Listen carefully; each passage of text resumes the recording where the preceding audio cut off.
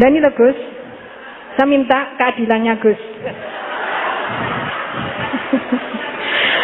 Dalam menyikapi kenyataan seperti ini, kita sebagai kaum emak-emak itu harus bagaimana? Saya menuntut keadilan Gus dari Pak Yai, dari panjenengan. Terima kasih. Assalamualaikum warahmatullahi wabarakatuh.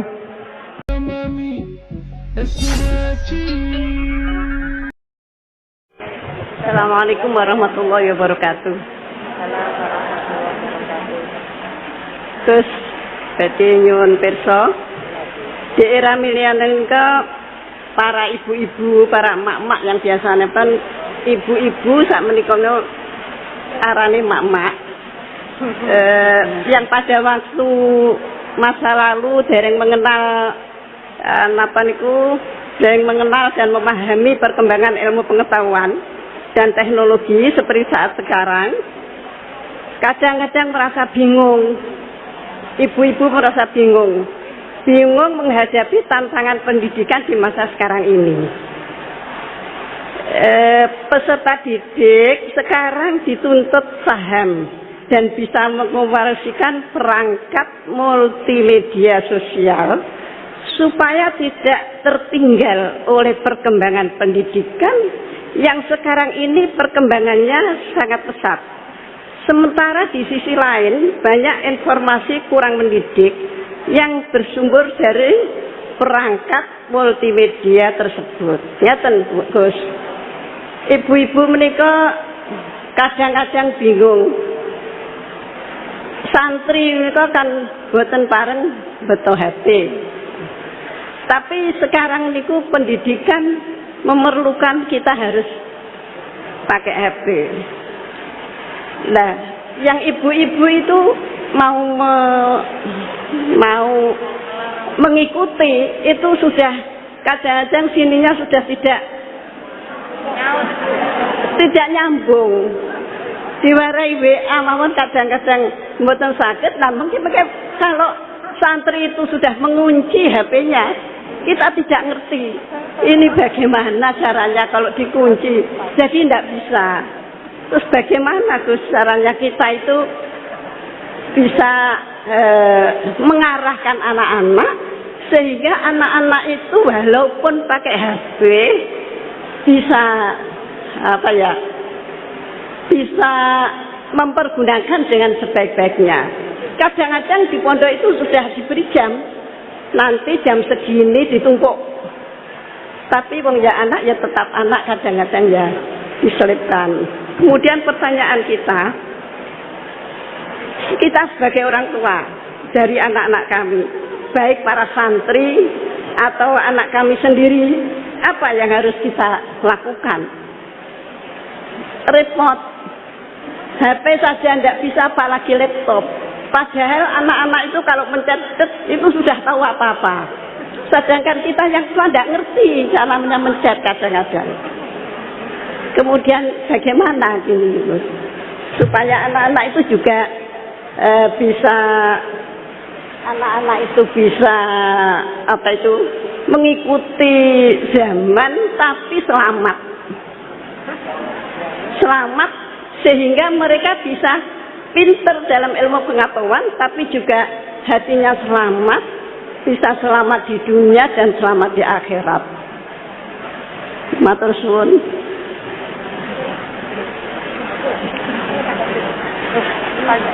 Monggo Gus Bahak.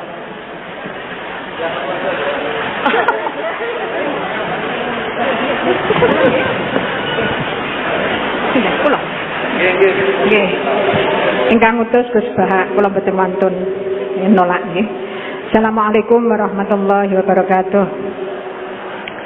Gus, sekarang di pesantren-pesantren itu banyak para ibu nyai yang memiliki peran lebih besar dalam mengasuh para santrinya dibandingkan peran Pak Yai.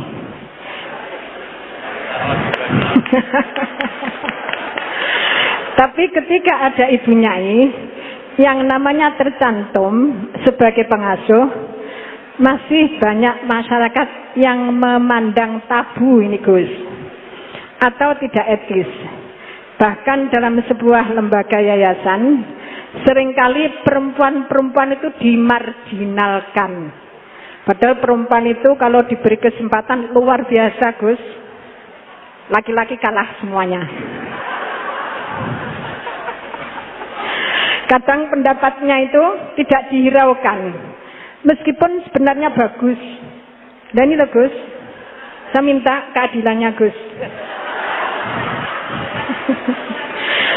Dalam menyikapi kenyataan seperti ini, kita sebagai kaum emak-emak itu harus bagaimana?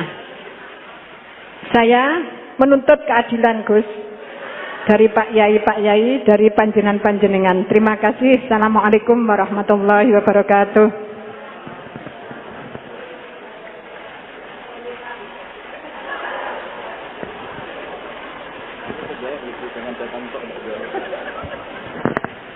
Ya nanti yang ikut jawab Bu Gubernur ini kan masa mau jadi pemimpin tidak mau jawab problemnya. Sudah datang pakai helikopter, ada pertanyaan nggak mau jawab.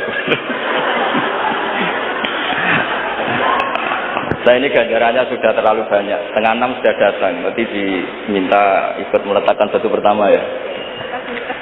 Oke. Terus begini, Bu Nyai Nur Iskandar. Jadi saya punya cerita dari Bapak. Juga cerita ini pernah dihentikan Mbah Mun. Ada filosofi ilmiah yang nggak bisa diganggu gugat.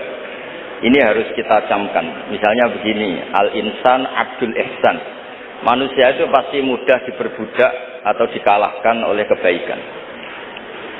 Singkat cerita ada seorang kiai waroi zuhud, di rumah nggak ada TV, nggak ada HP, nggak ada motor. Saking inginnya anak itu nggak terkontaminasi TV, nggak terkontaminasi HP, juga nggak sering keluyuran ada motor. Tapi apa yang terjadi? Anaknya ini malah pertama punya HP atau memakai HP dipinjemin temannya. Kebetulan temannya itu tidak sholat. Pertama naik motor juga dipinjemin orangnya yang nggak sholat. Pertama tahu TV juga di tetangga, komunitas keluarga yang tidak sholat.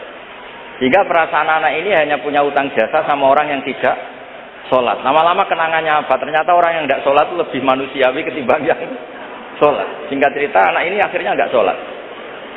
Ketika anaknya itu nggak sholat, orang tuanya itu coro Jawan itu tobat, minta maaf sama bapak, sama saya. Era kiai saya minta, karena melihat Mbah Maimun itu di rumahnya ya ada TV, bapak saya di rumah ada TV, juga ada motor. Ketika sowan, walhasil intinya diceritain kenapa banyak kiai alim yang longgar, di rumah ada TV, ada HP, ada motor. Ternyata karena jangan sampai anak kita pertama merasa utang jasa itu sama orang lain. Nah, kalau orang lain ini yang orang nggak bener bisa berabe kan. Nah pondok juga gitu, kalau terlalu ketat HP, terlalu ketat apa, ternyata HP ini barang mewah, barang wow, kebetulan yang nilai orang lain. Dan akhirnya santri ini merasa utang jasa sama orang. Nah, ya kalau orang lain ini tepaan orang soleh, kalau enggak. Makanya ibu-ibu juga situ, senyum tuh barang mewah. Ternyata bapak-bapak kenangannya sama bakul kopi, tidak sama istrinya. Akhirnya yang diingat ya bakul kopi, karena senyum itu mewah. Ini sekaligus jawab pertanyaan yang Aina, minta keadilan. Saya juga minta keadilan. Ya itu sudah komplit, jawaban itu sudah. Pokoknya kita kondisikan al-insan abdul ihsan. Jadi itu tidak bisa ndak. Makanya ngelola anak-anak itu ya harus hati-hati, ngelola istri, ngelola suami, ngelola komunitas masyarakat. Kenapa kiai itu harus dermawan? Kenapa orang baik harus dermawan? Kalau yang dermawan orang fasik, pasti orang fasik ini yang punya pengaruh, karena al-insan abdul ihsan. Makanya ini kembali lagi ke kitab Ar-Risalah tadi. Saya berkali-kali kalau ngaji bilang, tasaddaqu walau bitalqati wajhin. Kamu disuruh sedekah meskipun senyum. Senyum itu dalam fikih formal dikatakan sunnah. Tapi dalam konteks sudah kompetisi, itu bisa wajib. Di rumah nggak pernah ada senyum, di warung kopi ada senyum terus. Kira-kira menang mana? Sama. Ketemu preman, disuguhi kopi, senyum. Sowan kiai diamu itok. Akhirnya masyarakat mau ke preman, karena di sini lebih dimanusiakan ketimbang kalau sowan kiai dimarah-marahin tok. Akhirnya konsep Nabi Tolkoti wajib tidak lagi kita katakan sunnah tapi wajib. Makanya berarti ibu-ibu senyum sama suaminya wajib. Tapi kalau disenyumin terus ya wong lanang ya udah blek itu dikira enggak pernah salah. Berarti marah juga? Iya sudah, tidak usah diwajibkan, sudah dilakukan, alhamdulillah. Jadi menurut saya ngadepi fenomena sosial apapun kita harus punya kaidah ilmiah yang permanen, yaitu al-insan abdul ihsan. Semuanya fikih, semuanya solusi, semuanya teori itu pasti kembali ke situ. Kalau kita lebih menarik karena ihsan kita, pasti orang ke kita. Tapi kalau kita jeblok secara sosial, ya dibayangkan Allah itu walaupun tafadzul lidal qalbi lan faddu min hauli. Kalau seorang pemimpin itu kok wangkot, angkuh, tidak simpatik, pasti lan faddu min hauli. Pasti orang itu bubar. Jadi itu jawaban umum, tapi insya Allah menjadi solusi untuk mengelola anak kita. Saya sampai sekarang itu ya biasa ngedusi anak saya, jalan-jalan sama anak saya, supaya utang jasanya anak itu sama orang tuanya. Istri saya itu keluarga Sido Kiri. Itu saya pernah bilang, kalau anak saya minta uang jajan, meskipun saya tidur agar dibangunin oleh anak saya. Kata istri saya kan, yaitu nanti melatih tidak sopan.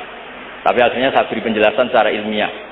Yang wajib jajan anak itu orang tuanya, jangan sampai ganggu mbak-mbak atau kangkang. Sehingga korbannya ya harus saya, bukan orang lain. Jadi kita harus kadang-kadang lebih bicara ilmu ketimbang akhlak. Apa artinya anak kita berakhlak sama orang tua, tapi anak kita pas mau jajan ngel-ngel orang lain. Nah hal-hal seperti itu supaya apa? Anak kita punya kenangan. Saya bisa jajan karena bapak saya bisa jajan karena dituruti bapak saya.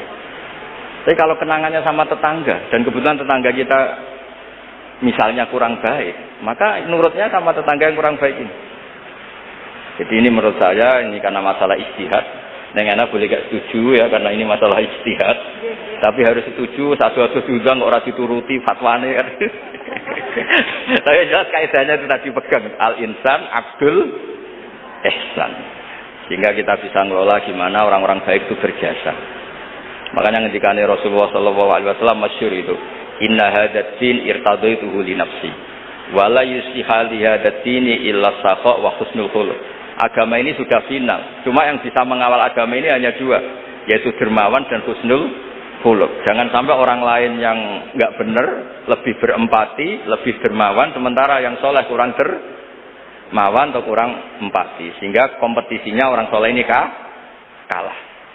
Ya saya kira demikian. Ini mohon terakhir, mohon assalamualaikum warahmatullahi wabarakatuh. Warahmatullahi wabarakatuh.